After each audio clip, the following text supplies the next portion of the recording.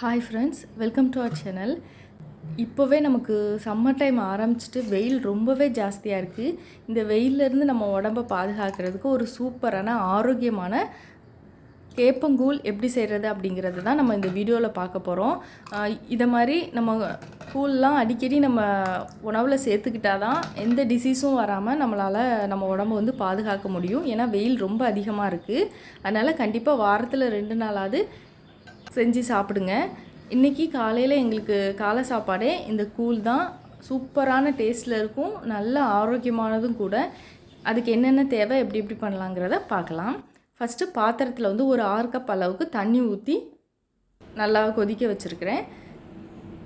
நான் இன்றைக்கி கேப்ப மாவு எடுத்துருக்கிறேன். இது வந்து 1 கப் அளவுக்கு எடுத்துக்கோங்க. ரொம்ப கம்மியான குவான்டிட்டி எடுத்தால் கூட நமக்கு நிறைய அளவில் தான் நமக்கு கிடைக்கும். இப்போது இது கூடயும் 1 கப் அளவுக்கு தண்ணி ஊற்றி நல்லா நம்ம கரைச்சிக்கிடலாம். தண்ணி சூடானதும் இந்த கரைச்சிக்கிட்ட மாவை அதில் ஊற்றி திருப்பி நம்ம வந்து காய்க்கணும்.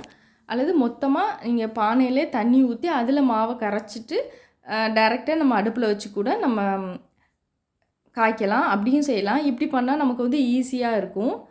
தண்ணி கொதித்ததுக்கப்புறம் இந்த மாவு வந்து உள்ளே சேர்த்து அடிபிடிச்சிடக்கூடாது, கட்டியாயிரும் உடனே. அதனால் லோ ஃப்ளேமில் வச்சுட்டு கிளறி விட்டுட்டே நம்ம சேர்க்கணும். நல்லா தண்ணியாக கரைச்சி ஊற்றுங்க, அப்போ தான் கட்டி ஆகாமல் இருக்கும். இனி நம்ம லைட்டாக மிக்ஸ் பண்ணிக்கிட்டே இருக்கணும். இப்போ நீங்கள் எடுத்துருக்க தண்ணியோட அளவு கம்மியாக இருந்துச்சுன்னா இப்போது கொஞ்சம் நேரத்துலேயே வந்து மாவு வேகிறதுக்கு முன்னாடியே ரொம்ப கட்டியாயிரும். அதனால் தண்ணி கொஞ்சம் அளவு அதிகமாக எடுத்துக்கலாம். ரொம்ப தண்ணியாக இருந்தாலுமே ஒரு பிரச்சனையும் இல்லை. ஆனால் தண்ணி கம்மியாக இருந்துச்சுன்னா மாவு வந்து வேகாமல் இருக்கும்.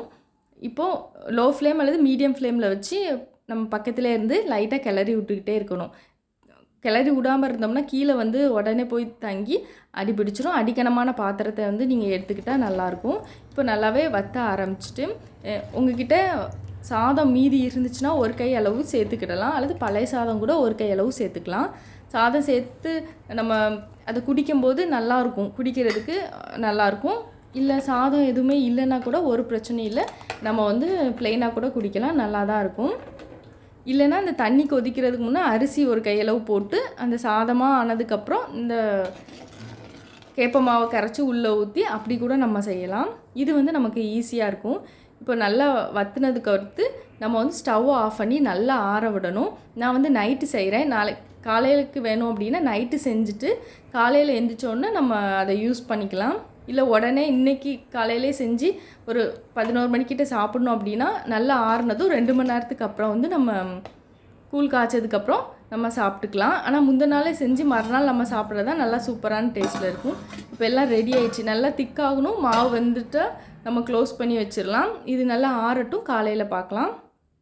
இப்போ காலையில் எல்லாமே ரெடியாக எடுத்து வச்சுருக்கிறேன். என்ன தான் நம்ம கூழ் டேஸ்ட்டாக பண்ணாலும் சைடிஷில் தான் நமக்கு இருக்குது. அது எவ்வளோ அப்போ தான் நிறைய நம்மளால் குடிக்க முடியும். அதனால் நீங்கள் மாங்காய் வத்தல், மோர் வத்தல், சின்ன வெங்காயம் அதெல்லாம் நீங்கள் நிறைய எடுத்துக்கோங்க. அப்போ தான் நமக்கு வந்து குடிக்கிறதுக்கு வந்து நல்லாவே இருக்கும், டேஸ்ட்டு சூப்பராக இருக்கும். தயிர் வந்து கண்டிப்பாக தேவை. தயிர் நல்லா நிறையா ஊற்றினா தான் நமக்கு வந்து கூழ் நல்லாவே டேஸ்ட்டில் இருக்கும். இப்போ என்னென்ன தேவையோ எல்லாத்தையும் எடுத்து வச்சுருக்கிறேன். வடகமும் எடுத்து வச்சுருக்கிறேன். இது வந்து ஊறுகாய், மாங்காய் ஊறுகாய், எந்த ஊறுகாய்னாலும் எடுத்துக்கலாம். கருவாடு அது மாதிரி இருந்தால் கூட ரொம்பவே சூப்பரான டேஸ்ட்டில் இருக்கும். இப்போ இந்த வத்தல் எல்லாத்தையுமே நம்ம ஃபஸ்ட்டு பொரிச்சிக்கிடலாம். இந்த ப்ளெயினாக வெட்டி வச்சுருக்க மாங்காயில் உப்பும் மிளகாய் பொடி மட்டும் போட்டுக்கலாம். சின்ன வெங்காயத்தையும் நம்ம கட் பண்ணி வச்சுருக்கலாம். இது மாதிரி வத்தல் வந்து கொஞ்சமான ஆயிலில் பொரித்து எடுத்துக்கோங்க.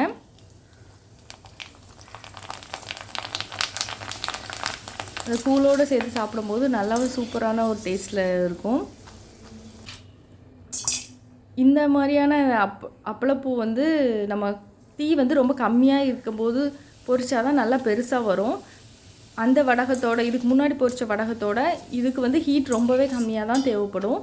நான் முன்னாடி பொரிச்சதுக்கு இப்போவும் டிஃப்ரென்ஸ் இருக்குது பாருங்கள். அப்போ ஹீட் அதிகமாக இருந்துச்சு. நான் ஸ்டவ்வை ஆஃப் பண்ணிவிட்டு அந்த ஹீட்டில் இப்போ பொரிக்கிறேன். நல்லாவே பெருசாக இருக்குது. இது மாதிரி எல்லாத்தையும் நம்ம பொரிச்சு எடுத்துக்கலாம். மோர் வத்தல்லாம் நம்ம பொரிக்கும்போது இதெல்லாம் பொரித்து முடித்ததுக்கு அப்புறம் தான் நம்ம அந்த வத்தலை சேர்த்து பொரிக்கணும். அல்லது அந்த வத்தலோட ஃப்ளேவர் வந்து ஆயிலில் இறங்கிரும். அதனால் வடகெல்லாம் ஃபஸ்ட்டு பொரித்து எடுத்துக்கோங்க. அதுக்கப்புறம் வேறு மோர் வத்தல் அதெல்லாம் நம்ம பொரித்து எடுத்துக்கலாம். மோர் வத்தல் வந்து கண்டிப்பாக இருந்தால் தான் நல்லாயிருக்கும், டேஸ்ட் நல்லாயிருக்கும். மோர் வத்தல் வந்து உடனே போட்டோன்னே எடுத்துடக்கூடாது, நல்ல கலர் சேஞ்ச் ஆகணும்.